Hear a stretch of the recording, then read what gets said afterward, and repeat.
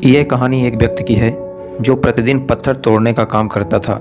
नमस्कार, जय हिंद। तो आज एक और नई कहानी के साथ आज मैं एक बार फिर से हाजिर हुआ हूँ। तो पेश है आप सबके लिए एक और नई कहानी शुरू करने से पहले सबसे पहले आप चैनल को सब्सक्राइब कर दीजिए ताकि हमें मोटिवेशन मिलता रहे और हम आपके लिए हमेशा नई नई कहानियाँ लेकर आते रहें। तो चलिए अब शुरू करते हैं अपनी कहानी।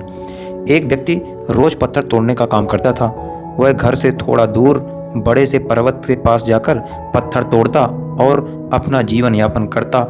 एक दिन उस व्यक्ति ने सोचा कि क्या हम जीवन भर यही काम करते रहेंगे? क्या हमारी ज़िंदगी में कभी आराम नहीं मिलेगा? बात सुनते ही उसके मन में एक असंतुष्टि की भावना उत्पन्न हो गई और वह अपने आप को कोसने लगा।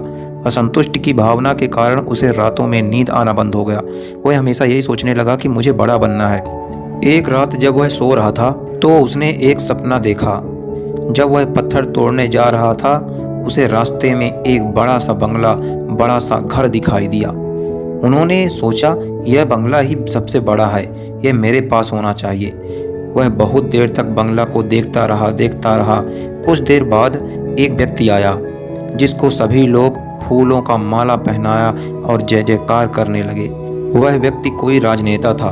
उस पत्थर तोड़ने वाले व्यक्ति ने अब सोचा कि यह बंगला बड़ा नहीं है, बड़ा तो वह व्यक्ति है जिसको सब इतना आदर सत्कार कर रहे हैं। अब वह पत्थर तोड़ने वाला व्यक्ति सोचने लगा कि नहीं, मुझे अब नेता बनना है। बंगला और नेता को धूप में खड़े होकर देखते देखते पत्थर वाला पसीने से तरबतर हो गया। फिर उसके ऊपर देखा, उसे सूरज दिखाई दिया। तब उसने सोचा कि सबसे बड़ा यह सूरज है जो इतना ऊपर चमक कर सबको रोशनी दे रहा है। देखो देखो, मुझे भी कितना पसीने से तरबतर कर दिया। देखो, अब तो मुझे पक्का ही सूरज बनना है। वह सूरज को देख ही रहा था कि तभी एक घना बादल आया और सूरज को ढक दिया। पत्थर तोड़ने वाला व्यक्ति ने सोचा यह बादल ही सबसे बड़ा है जो पूरे सूरज तक को ढक लिया। वह व्यक्ति बादल को देख ही रहा था कि हवा का एक झोंका आया और बादल को दूर लेकर चला गया। पत्थर तोड़ने वाला व्यक्ति देखता ही रह गया। यह क्या हो रहा है? हवा का झोंका बादल को उड़ाकर लेके चला गया। हमें तो अब हवा बनना चाहिए क्योंकि हवा सबसे ज़्यादा ताकतवर है। अब यह बात पत्थर तोड़ने वाला व्यक्ति सोच ही रहा था कि हवा जोर से जाकर एक पहाड़ से टकराया, पर पहाड़ को टस से मस नहीं कर पाई बल्कि हवा की दिशा मुड़ गई। इस पहाड़ के टस से मस नहीं हुआ, यह देखकर वह पत्थर तोड़ने वाला व्यक्ति बोला, अरे पहाड़ तो सबसे ज़्यादा ताकतवर है, अब तो मुझे बस पहाड़ ही बनना है। यह वह सोच ही रहा था कि तभी वह देखा कि एक व्यक्ति आ रहा था। उस व्यक्ति के हाथ में हथौड़ी और छेनी थी। उसने अपने हथौड़ी और छेनी से उस पहाड़ को काटने लगा, तोड़ने लगा, उस पहाड़ को टुकड़ा कर रहा था। यह देखकर पत्थर तोड़ने वाले व्यक्ति ने जोर से कहा, अरे यह क्या हो रहा है? इतना बड़ा पहाड़ जो हवा के विशाल झोंके के रास्ते तक को बदलने के लिए मजबूर कर दिया, जो टस से मस नहीं हुआ, उसे एक छोटे से व्यक्ति ने तोड़ दिया। पत्थर तोड़ने वाला व्यक्ति बार बार बस यही सोच रहा था कि नहीं, यह नहीं हो सकता, यह कभी नहीं हो सकता। मुझे पत्थर तोड़ने वाला नहीं बनना है, किसी भी हाल में मुझे पत्थर तोड़ने वाला बनना ही नहीं है, क्योंकि वह स्वयं पत्थर तोड़ने वाला व्यक्ति था। उसकी आंखों के सामने आ जा रहा था एक व्यक्ति पहाड़ के टुकड़े टुकड़े कर रहा था। उनकी आंखें खुल गई।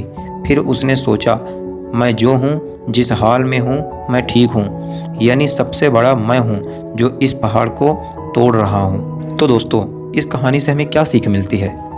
दोस्तों, हमारे पास जो चीज़ उपलब्ध है हम उसकी इज्जत नहीं करते हैं। हम हमेशा दूसरों को देखते हैं उसके पास क्या है जो हमारे पास नहीं है। इसी चक्कर में हम असंतुष्ट और दीनहीन की भावना महसूस करते हैं। यदि हमको जीवन में आगे बढ़ना है तो अपने आप को हमेशा आशावादी बनाए रखना होगा।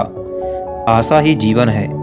आप जो हैं ठीक हैं, कुछ कमी है तो उसे दूर करने का प्रयास करिए, ना कि ओवर थिंकिंग करने का। कोई भी व्यक्ति एवं कोई भी पद 100% अच्छा नहीं होता है, कुछ ना कुछ उसमें कमी जरूर होती है। हमें उस कमी को दूर करना चाहिए, ना कि असंतुष्ट रहना चाहिए। यही सबके लिए एक पंक्ति मैं कहना चाहता हूँ कि आँखों में अगर हो गुरूर तो इंसान को इंसान नहीं दिखता, कि आँखों में हो अगर गुरूर तो इंसान को इंसान नहीं दिखता। जैसे छत पर चढ़ जाओ तो अपना ही मकान नहीं दिखता। इसलिए दोस्तों, आप जैसे भी हैं, जिस हाल में हैं, अपने आप को खुश असंतुष्ट रखना चाहिए आपको, एवं जीवन में आगे बढ़ने का हमेशा प्रयास करते रहिए। तो दोस्तों, आई होप कि आपको यह कहानी पसंद आई होगी। अगर पसंद आई है तो प्लीज़ चैनल को सब्सक्राइब करिए और बेल आइकन दबाइए, और मिलते हैं हम एक और नई कहानी और नई जानकारी के साथ। तब तक के लिए जय हिंद, जय भारत। थैंक यू, धन्यवाद।